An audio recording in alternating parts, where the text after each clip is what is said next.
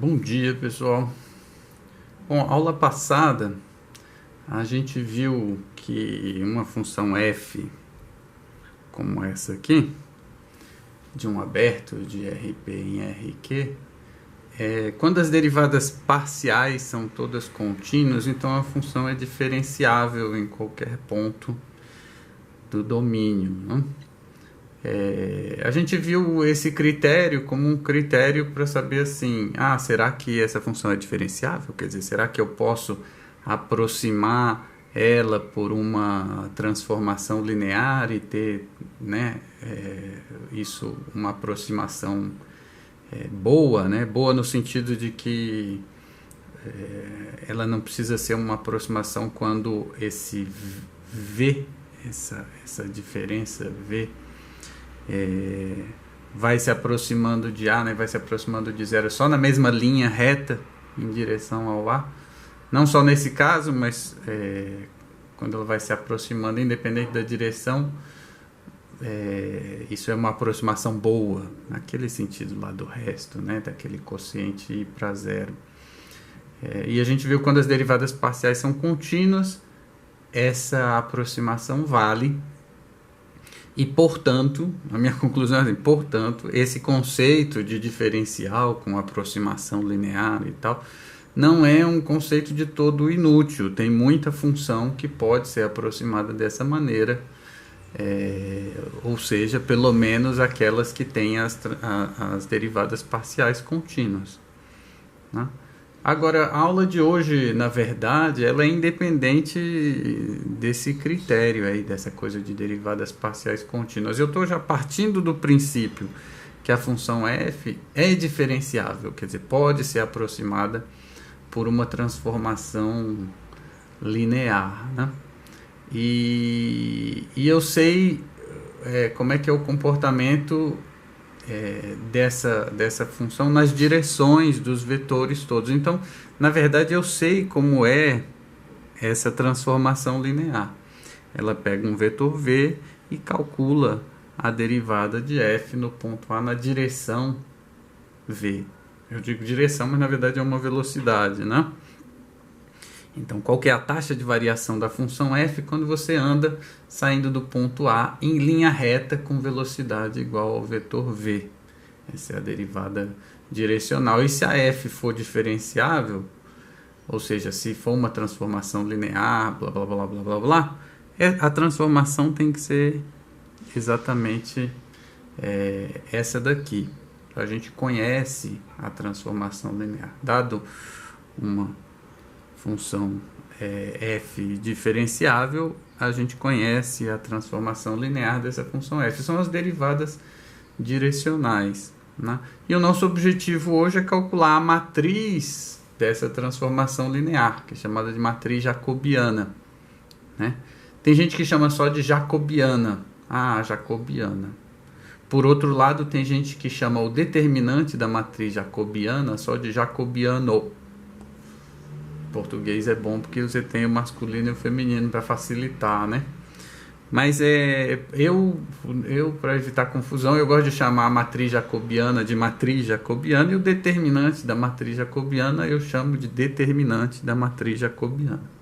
Mais para frente a gente vai usar o determinante da matriz jacobiana. Hoje, o nosso objetivo é determinar a matriz jacobiana. Eu tenho uma função f que é diferenciável e eu quero saber como é que é a matriz da derivada dessa f no ponto A. Para cada ponto A, você tem a derivada da f, que é uma transformação linear. Então, para cada ponto, você tem uma transformação linear diferente. Então, no fundo, você vai ter uma matriz que vai ser função do ponto A. Para cada ponto A, você tem uma matriz diferente. Então, vai ser uma matriz cheia de x, y e z's aí, dependendo de como você representa o ponto A, né? Bom, para encontrar a matriz, primeiro eu queria lembrar um pouquinho de álgebra linear. A gente já fez a revisão, mas dada uma transformação linear de RP em RQ, a matriz era uma coisa muito simples, né? Se eu, dado aqui a quantidade de batatas e cenouras, eu quero saber a quantidade de nutrientes, você faz uma tabela. Na primeira coluna você põe a quantidade de nutrientes na batata, na segunda na cenoura. E aí você monta a tabela. Aqui é a mesma coisa. Na primeira coluna você coloca o T do E1, que seria uma batata, 1, 0, 0, 0. Na segunda o T do E2, o T do E3, o T do E4 e assim por diante. Até na última coluna você põe o T do EP. Então, determinar a matriz de uma transformação que você conhece é fácil. Se você souber calcular o T da base canônica, você consegue escrever a matriz. Se você souber quanto de nutriente tem numa batata, quanto tem numa cenoura, você consegue fazer a tabela nutricional aí da batata e da cenoura. É essencialmente isso, né? Por exemplo, essa transformação linear aqui, T de R3 em R2. Eu peguei e escrevi uma transformação qualquer aqui. Eu não gosto muito de ficar mexendo as coisas de número, mas T de R3 em R2 pega x, y, z e leva nisso aqui, ó, 5x mais 3y e x mais y mais z. Desculpa aí minha caligrafia. O que você vai fazer para determinar a matriz? Você calcula quanto tem numa batata, quanto tem numa cenoura, quanto tem num tomate e põe na tabela. Você calcula o T do E1, T do E2, T do E3. O T do E1 é o T de 1, 0, 0. Você substitui aqui e faz a conta. Dá 5 e 1. O T do E2 dá 3 e 1. E o T do E3 dá 0 e 1. Aí você põe aqui. 5, 1, 3, 1, 0, 1. Pronto, essa é a matriz da transformação linear. Moleza, né? Tem nada. Por isso que a gente gosta de transformação linear, porque é fácil fazer a conta. Certo? Bom, então, voltando ao contexto de diferencial da função f, eu quero calcular a matriz da diferencial da função f no ponto A. Então eu tenho que calcular, como eu sei que é uma transformação linear, essa é a transformação t, eu quero calcular o t do E1, t do E2, t do E3 e assim por diante. O t do E1 é a derivada de f no ponto A na direção do vetor E1. A velocidade é 1, né? Isso é a derivada parcial com respeito à primeira coordenada, né?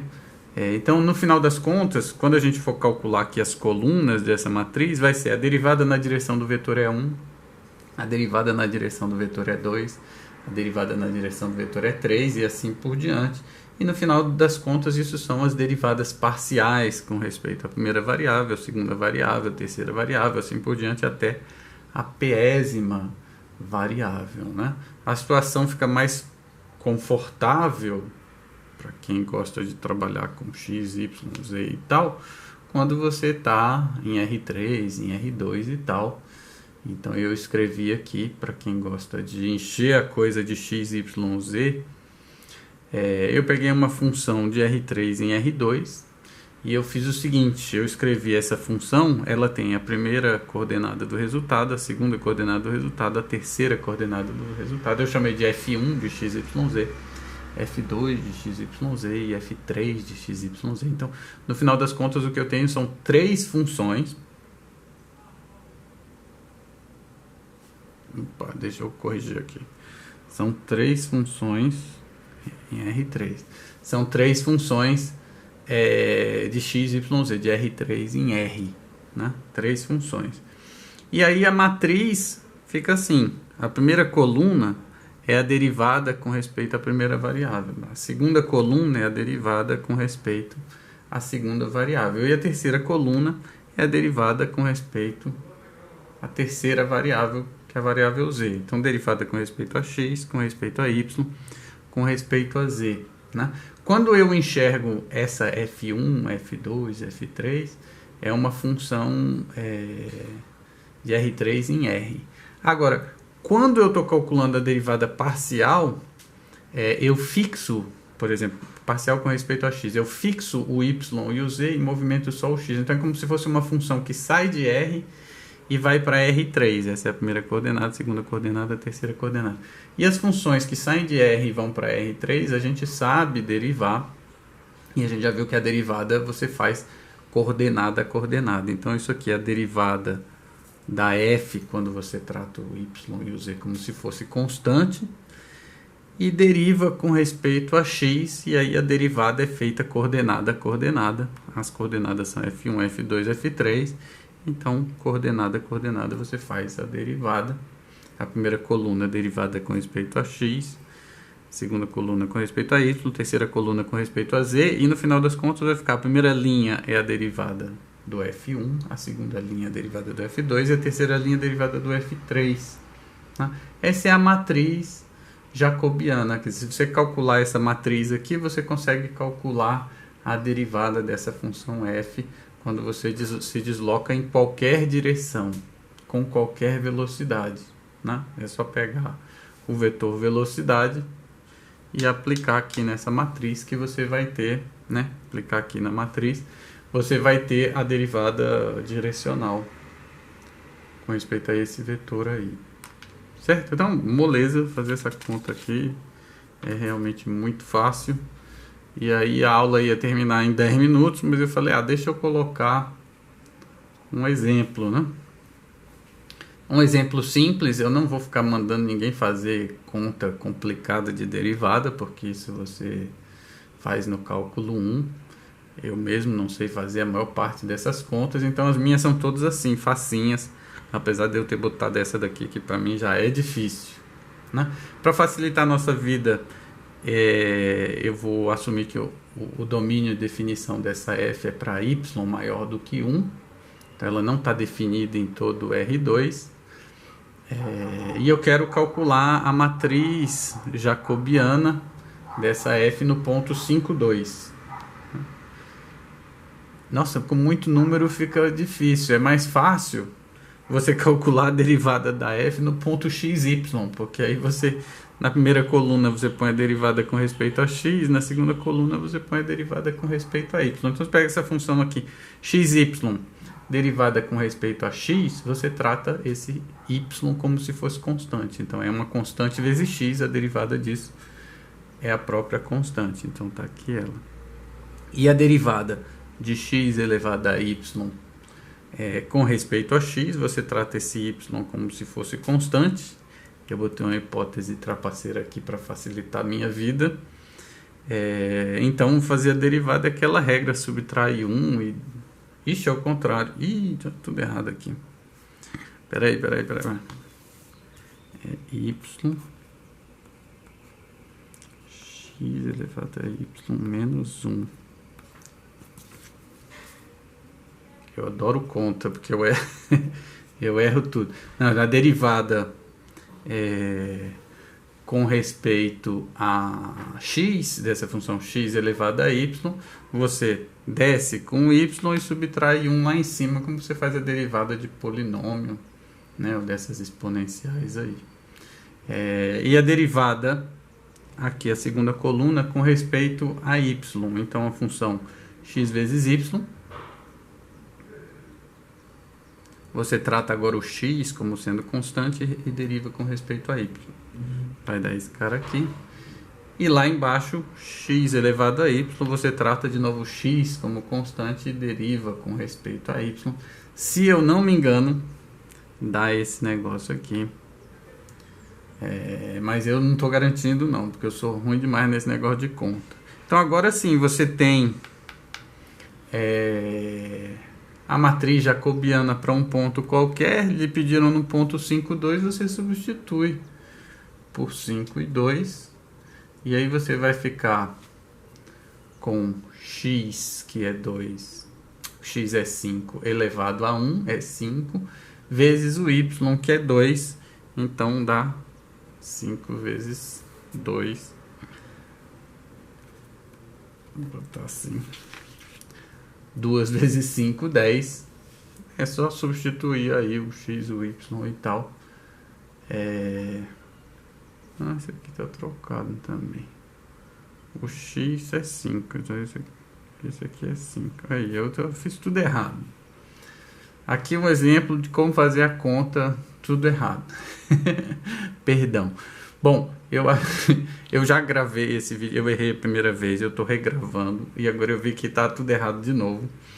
Eu acho que exercício a gente tem que fazer com calma, sem pular etapas, escrevendo tudo. E aqui está um belo exemplo de como não fazer as coisas pulando etapas. Mil perdões, eu vou deixar assim. O vídeo vai ficar assim, vai ficar legal. Aí vocês podem falar mal do professor um montão. Para terminar, eu queria dar dois exemplos muito mais fáceis. Eu tenho aqui agora uma função de R2 em R. E a derivada disso é interessante porque vai dar uma matriz linha. A derivada com respeito a x e a derivada com respeito a y.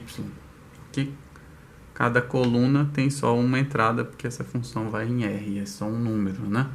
E a gente tem aquela outra que a gente já conhece, quando o domínio é R, só um número, e você leva num outro negócio aí.